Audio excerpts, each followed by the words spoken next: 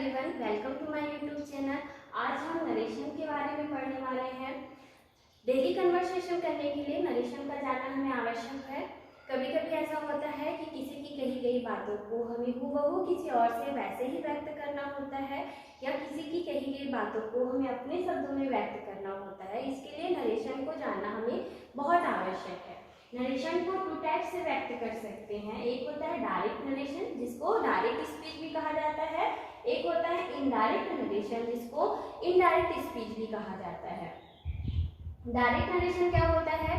किसी की कही गई बातों को जब हम हूबहू वैसे ही व्यक्त करते हैं तो वो डायरेक्ट स्पीच कहा जाता है। For example, he says I am going to Raipur.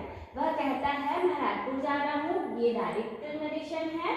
और इनडायरेक्ट नरेशन को किसी की कही गई बातों को हम जब अपने शब्द में व्यक्त करते हैं तो वो इनडायरेक्ट नरेशन कहलाता है। जैसे कि he says that he is going to Raipur. वह कहता है कि वह रायपुर जा रहा है। ये इनडायरेक्ट नरेशन का एग्जाम्पल है।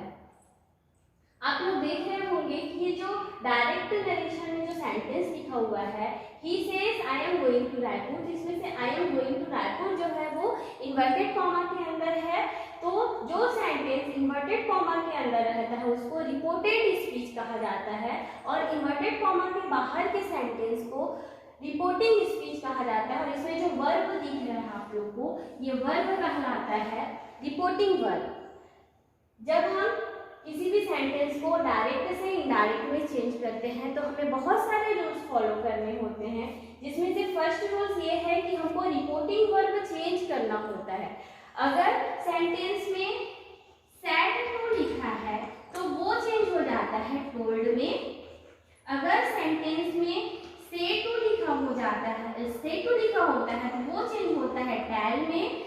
अगर सेंटेंस में सेज टू लिखा होता है तो वो चेंज होता है टेल्स में। अगर सेंटेंस में सिर्फ सैड होता है तो वो सैड ही रहता है।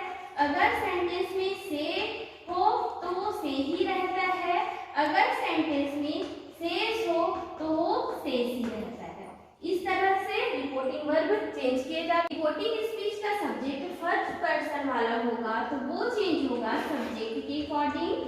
अगर सेकंड पर्सन वाला होगा तो वो चेंज होगा ऑब्जेक्ट के अकॉर्डिंग।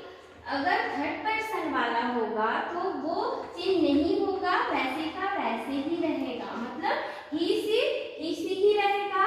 यू है तो वो ऑब्जेक्ट के अकॉर्डिंग चेंज हो जाएगा, और आई भी है तो वो सब्जेक्ट के अकॉर्डिंग चेंज हो जाएगा। नेक्स्ट बात ये है कि अगर हम डायरेक्ट से इनडायरेक्ट में किसी भी सेंटेंस को चेंज करते हैं तो हमको इन्वर्टेड कॉमा हटाना होता है, और जब हम इन्वर्टेड कॉमा हटाएंगे तो कनेक्टर दैट का यूज करेंगे।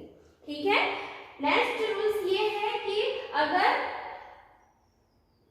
इन्वर्टेड कॉमा के बाहर का जो सेंटेंस है वो अगर पास्ट में होगा तो रिपोर्टिंग स्पीच के सेंटेंस को हमको टेंस के अकॉर्डिंग चेंज करने हैं।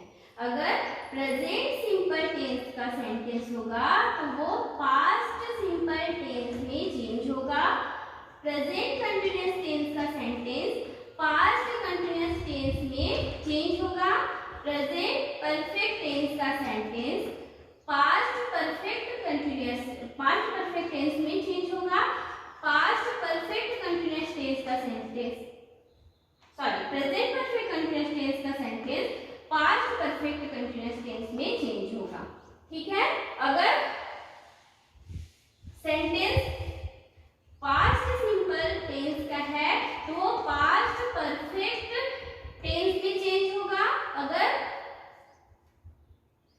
पास्ट कंटीन्यूअस टेंस का सेंटेंस है तो वो पास्ट परफेक्ट कंटीन्यूअस टेंस में चेंज होगा।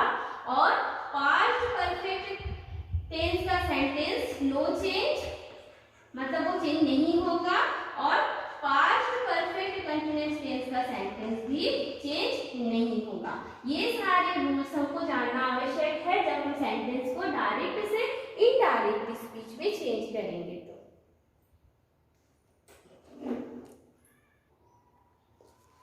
हम एक एग्जांपल देख लेते हैं कि कैसे डायरेक्ट नरेशन से इनडायरेक्ट नरेशन में हम किसी सेंटेंस को चेंज करेंगे।